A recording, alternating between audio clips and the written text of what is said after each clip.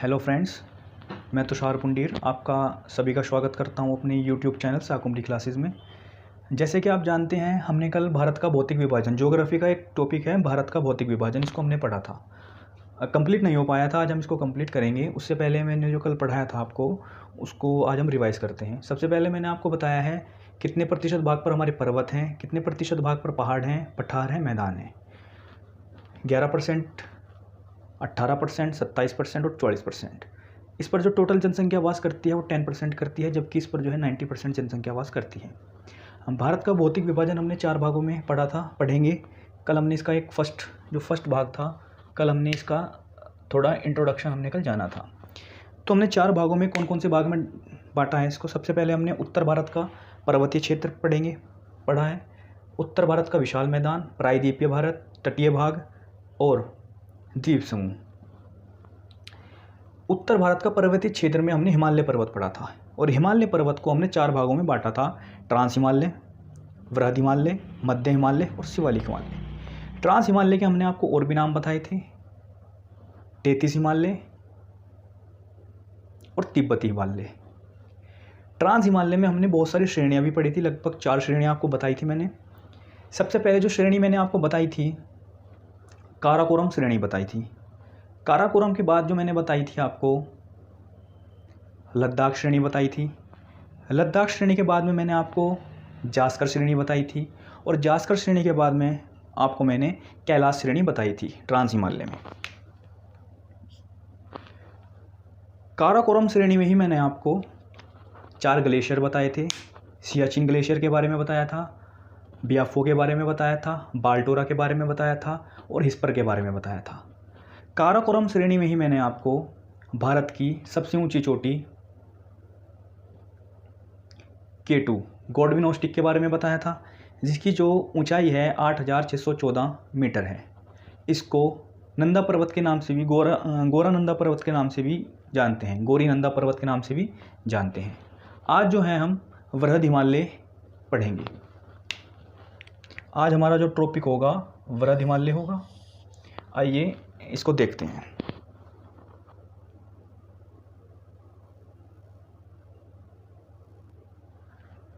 तो फ्रेंड्स, जो आज हमारा टॉपिक होगा, आज हम दूसरा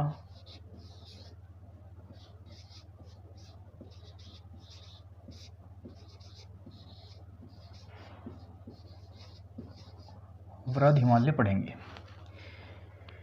इससे पहले हमने पढ़ा है ट्रांस हिमालय। तो ट्रांस हिमालय की नीचे की साइड है ना, तो हमारा क्या होगा, वृहद हिमालय हमें मिलेगा। वृहद हिमालय की अगर हम बात करते हैं, इसको हिमाद्री,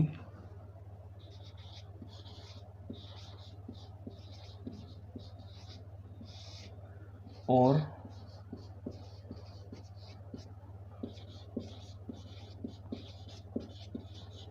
सर्वोच्च हिमालय, इन 2 नाम से भी इसको जाना जाता है। वृहद हिमालय की अगर बात करें तो इसकी जो ऊंचाई देखने को मिलती है, इसकी जो हम लोगों को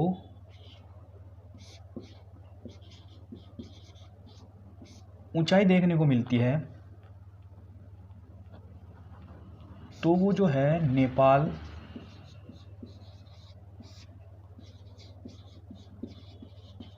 और भारत के बीच, नेपाल और भारत के बीच में जो ऊंचाई है वो अधिकतर है। मतलब यहाँ पर जो हमें श्रेणियाँ मिलेंगी या जो चोटियाँ मिलेंगी वो बहुत ही ऊंची होंगी। क्या होंगी? बहुत ही ऊंची होंगी,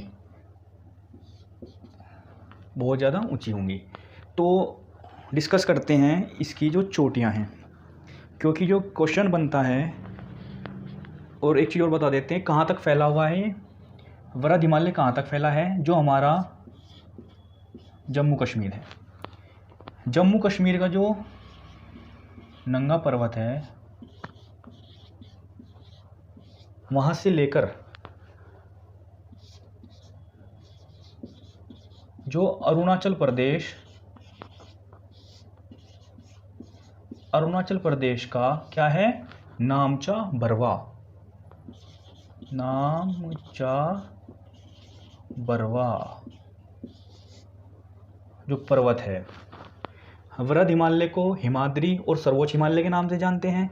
ऊंचाई की बात करते हैं तो नेपाल और भारत के बीच में सर्वोच्च शिखर हैं, इसके सर्वोच्च चोटियां पाई जाती हैं। कहाँ से कहाँ तक फैला है? जम्मू कश्मीर का जो नंगा पर्वत है, जिसको नंगा पर्वत के नाम से जानते हैं, वहाँ से लेकर ये अरुणाचल प्रदेश के नामचा बरवा तक फैला है। नामचा बरवा तक ये फैला है। तो इसको रफ कर लेते हैं।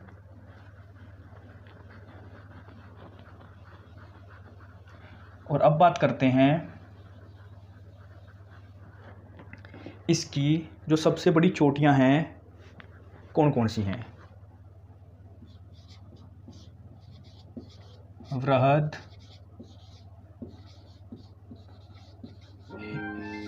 हिमालय की ऊंची चोटियां। वृहद हिमालय की ऊंची चोटियां। अब देखते हैं, सबसे पहले हम बात करते हैं, हमने क्या बताया आपको, नेपाल और भारत के बीच में। कहाँ से? नेपाल और भारत। नेपाल और भारत के बीच में इनकी जो चोटियां हैं वो सर्वोच्च शिखर वाली हैं, मतलब बहुत ही ऊंचाई वाली हैं, ऊंची हैं, उनकी लंबाई जो है बहुत ऊंची है। तो और हम सबसे पहले बात करते हैं माउंट एवरेस्ट की।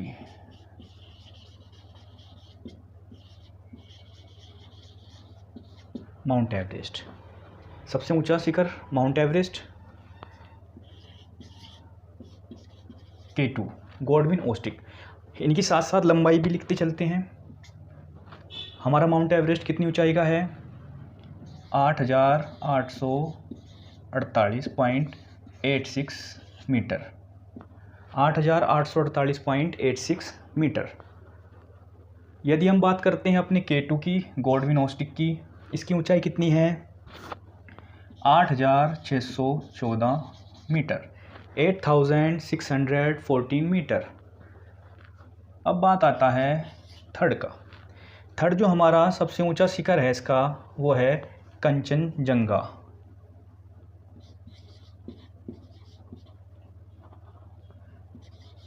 कंचनजंगा। इसकी जो ऊंचाई है वो हमारी है 8,598 मीटर। 8,598 मीटर। 8,598 मीटर है। और एक मिनट रुक जाइए जरा थोड़ा। हाँ जी, 8,598 मीटर, 8,598 मीटर है। इसके बाद में अगर हम बात करते हैं मकालू की,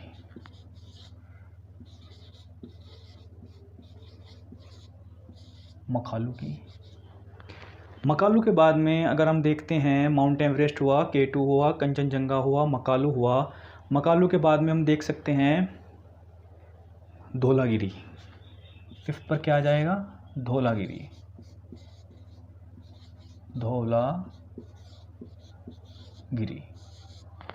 धौलागिरी आ जाएगा। सिक्स की बात करते हैं तो नंगा पर्वत। एक बार चेक कर लेते हैं स्क्रीन में आ रहा है कि यहाँ तक। ठीक है, नंगा पर्वत आ जाता है। अगर हम बात करते हैं मकालू की, 8,481 मीटर। बात करते हैं धौलागिरी की, 8,172 मीटर। बात करते हैं नंगा पर्वत की तो 8,126 मीटर। ये हमारे 6 जो हैं हमने आपको बता दिए हैं। और इसके बाद में हम 3 और बताएंगे, अन्नपूर्णा, नंदा देवी, नामचा बरवा। अन्नपूर्णा यहाँ पे लिख देता हूँ 7th। चलो इसको रफ करके लिख देते हैं यहाँ पे, है ना।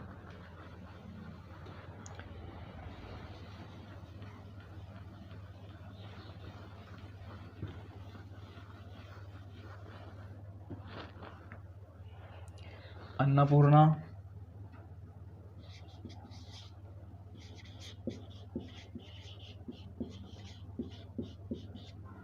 अन्नपूर्णा,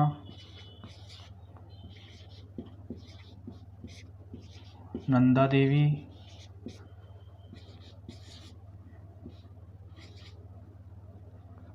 नामचा बरवा।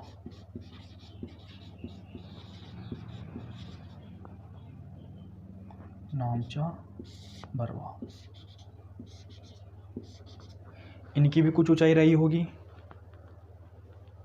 तो 8072 मीटर, 8072 मीटर,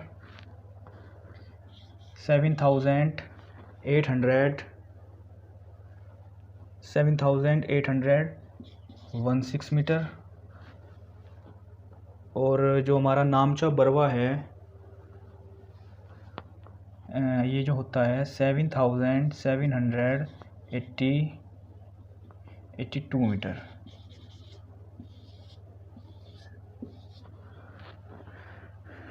आशा करता हूँ आपको ये समझ में आए होंगे। हमने इसमें 9 पर्वत श्रेणियाँ पढ़ी हैं सबसे ऊंची। सबसे पहले हमने पढ़ी है माउंट एवरेस्ट। माउंट एवरेस्ट के बाद में पढ़ी है, सबसे पहले पढ़ी है हमने माउंट एवरेस्ट। माउंट एवरेस्ट के बाद में पढ़ी है हमने K2। K2 के बाद में पढ़ी है कंचनजंगा। कंचनजंगा के बाद में पढ़ा है मकालू। मकालू के बाद में पढ़ा है हमने धौलागिरी। धौलागिरी के बाद में हमने क्या पढ़ा है? धौलागिरी के बाद में हमने पढ़ा है नंगा पर्वत। नंगा पर्वत के बाद में पढ़ा है हमने 1 2 3 4 5 6 7 अन्नपूर्णा। अन्नपूर्णा 8 पे पढ़ा है हमने नंदा देवी पर्वत। और 9 पे हमने क्या पढ़ा है? 9 पे पढ़ा है हमने नामचा बरवा।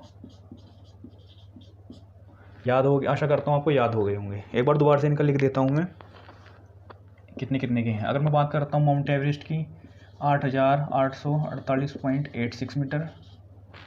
K2 की बात करता हूँ 8614 मीटर। कंचनजंगा की बात करते हैं अगर 8598 मीटर। मकालू की बात करते हैं 8481 मीटर। 8172 मीटर। 8126 मीटर। 8126 मीटर।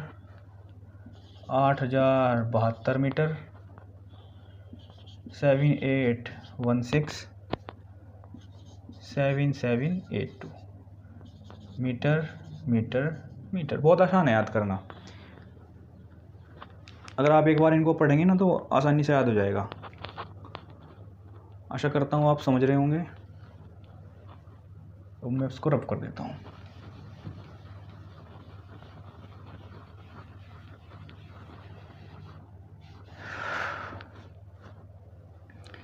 हमने इसकी आपको चोटियाँ बता दी हैं, सबसे ऊंची चोटियाँ कौन सी हैं। अच्छा, हमने जो बताया ना आपको, ये नेपाल से लेके भारत के बीच में है। तो इसकी जो हमने आपको 9 चोटियाँ लिखवाई हैं, ये 9 चोटियाँ जो लिखवाई हैं, इसमें से कुछ तो है नेपाल की और कुछ हमारे भारत की हैं। ठीक है, जैसे माउंट एवरेस्ट हो गया।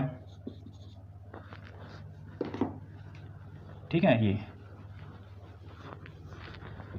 अब हम आपको बताते हैं इसमें ग्लेशियर कौन कौन से हैं। और एक बात और बता दें हम आपको माउंट एवरेस्ट से रिलेटेड। माउंट एवरेस्ट से रिलेटेड बात करते हैं तो नेपाल में क्या कहते हैं और भूटान में क्या कहते हैं। नेपाल में इसको कहते हैं सागरमाथा के नाम से जानते हैं।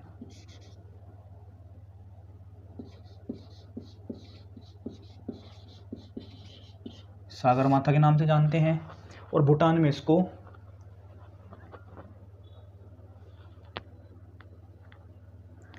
चोमू लुंगमा के नाम से जानते हैं। चोमू लुंगमा, चोमू लुंगमा, चोमू लुंगमा के नाम से जानते हैं भूटान में। अगर बात करते हैं सागर माथा की, सागर माथा का मतलब होता है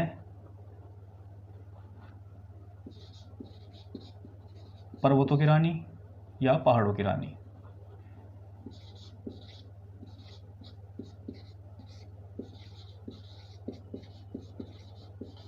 पर्वतों की रानी क्या होता है? पर्वतों की रानी होता है, पर्वतों की रानी। ठीक है, अब इसमें मैं आपको थोड़ा इसकी जो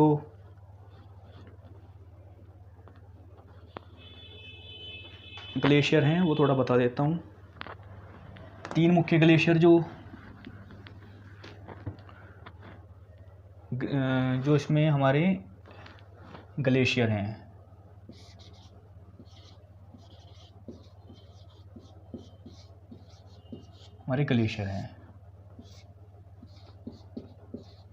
गंगोत्री ग्लेशियर पड़ता है, सेकंड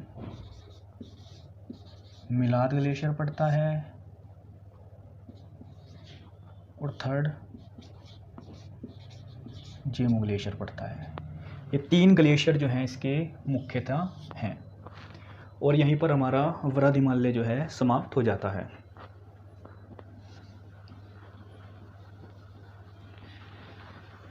हमने अब ट्रांस हिमालय कवर कर लिया है, ट्रांस हिमालय कवर कर लिया है, और दूसरे नंबर पर हमने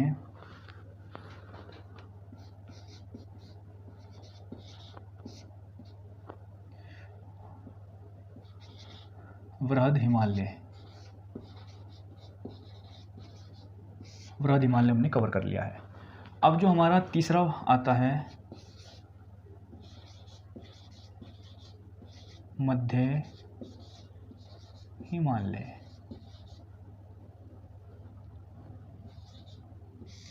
हम बात करते हैं मध्य हिमालय की। आशा करता हूँ आप सभी समझ पा रहे होंगे और आप सभी को ये समझ में आ रहा होगा। मध्य हिमालय की अगर बात करते हैं तो इसको लघु हिमालय के नाम से भी जानते हैं, इसको लघु हिमालय के नाम से जानते हैं। और वृहद हिमालय के निचली साइड, नीचे क्या है हमारा? मध्य हिमालय हमें मिल जाएगा। अच्छा, एक चीज़ और भी है हमें पता होना चाहिए, ट्रांस हिमालय को वृहद हिमालय से क्या चीज़ अलग करती है? वृहद हिमालय को मध्य हिमालय से कौन अलग करता है, और फिर मध्य हिमालय को शिवालिक हिमालय से कौन अलग करता है? वो लास्ट में आपको मैं नोट बनवा कर लिखवा दूंगा, क्योंकि वो चीज़ होती है बहुत ही इम्पोर्टेंट, इसलिए। ठीक है,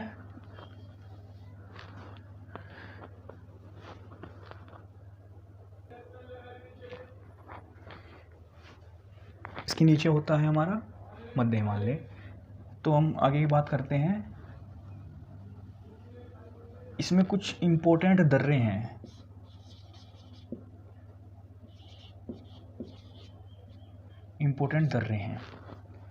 जैसे हमारा बनिहाल दर्रा,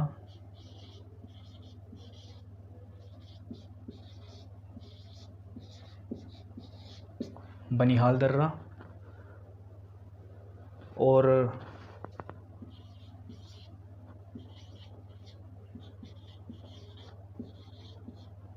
बुर्जिला दर्रा इम्पोर्टेंट है यहाँ पर। और हम बात करते हैं पर्वत श्रेणी, मध्य हिमालय की पर्वत श्रेणी।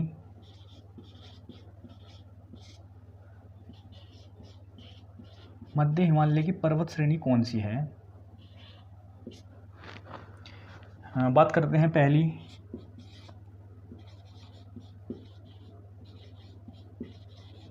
धौलाधर है। मध्य हिमालय की पर्वत श्रेणी देख लेते हैं एक बार।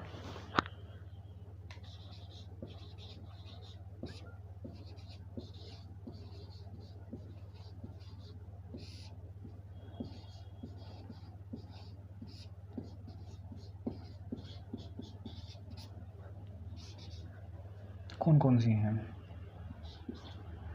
मध्य हिमालय की पर्वत श्रेणी, मध्य हिमालय की पर्वत श्रेणी में हमारा आ जाता है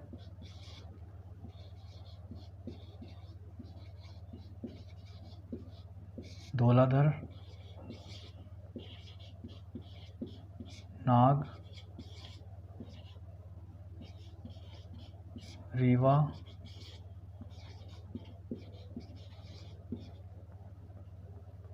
और मंसूरी। ये चीज़ें हमारी इसमें पर्वत में आ जाती हैं। पूछ लेता है शिमला जो है कौन सी पर्वत श्रेणी में पड़ता है, तो धौलाधर में।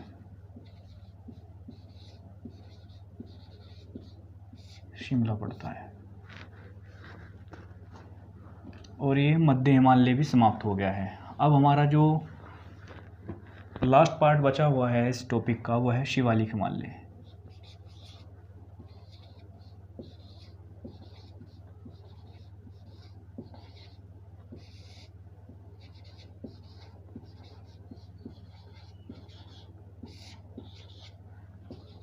ये है हमारा शिवालिक हिमालय, और इसको हम